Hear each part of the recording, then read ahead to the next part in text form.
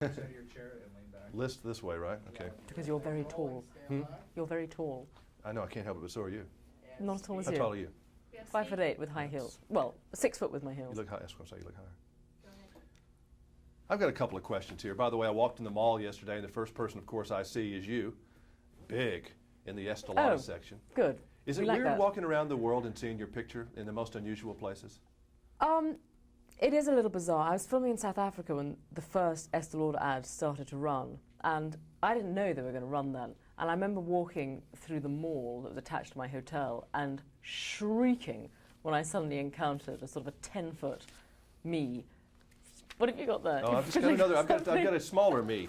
Yeah, it was. I'm trying to figure out, because you models do interesting things. Like, what are you trying to say in that picture, for example? That's what I was trying to understand. What does that mean?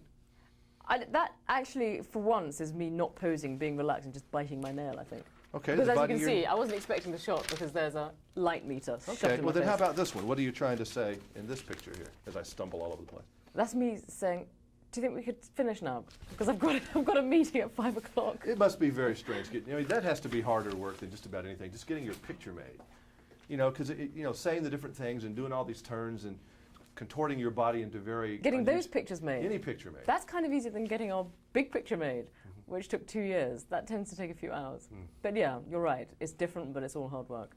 You ought to be proud of yourself for this movie because you really did find this in a scrap hot pile of scripts. They weren't really probably going to make the movie, and then you carried it all the way through, and that's something to be proud of. Thank you. Thank you. It was quite intense, and it's taken up an awful lot of time. It's been 2 years from day one to day now, and I'm just glad that at the end of the day I am proud of this project. You never know how something's going to do. You never know whether it's going to make a lot of money, and if it does, it's a huge bonus, and I'd love it too. But at the end of the day, this is something I am very, very proud of. And Don't you feel a great sense of accomplishment? Well, I mean, there's a whole huge team of people behind me who's helped make this possible, and if it is a good film and if it does do well, it reflects on every single person, that's for sure. But yes, it is nice that it's finished and that it's done and we managed to get it out on time and do everything we have done with it. It's pretty cool. I have this sense that you're a very strong person, probably independent, but certainly strong. You have a lot of inner strength. Where did you get that from? Well, I mean, the older I get, the more I realize how lucky I was to have the parents that I had and who brought up the way I was. They're really great. We grew up very poor. We didn't have any money, but they loved us a lot and they were very unselfish. And I think that stood us in good stead, me and my brother and sister. They've been cool. I think that helps. Because, I mean, you've got the blessing of being beautiful, and that's something you can't really help. I mean, you've got it or you don't.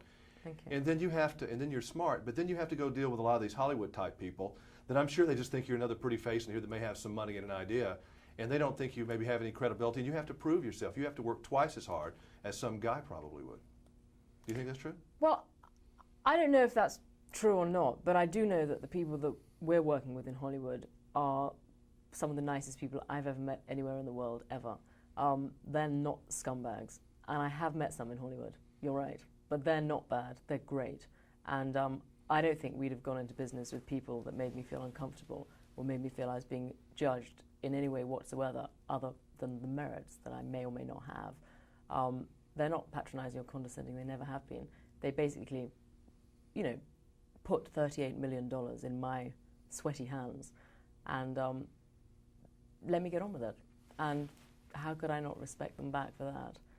When I got into the business of journalism, the profession of journalism 20 years ago, I thought it was a pretty honorable business because we had a lot of honorable people in it. Sometimes I feel like I'm in the same business of used car salesman now. Do you hate me?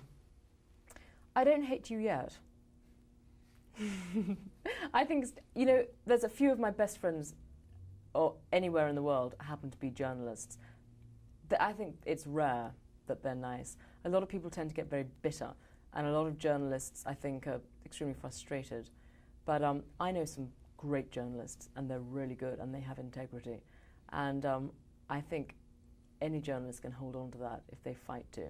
But I think it's very difficult, and I think they can very often find themselves completely and utterly removed from the subjects they're writing about, and I think they become monsters.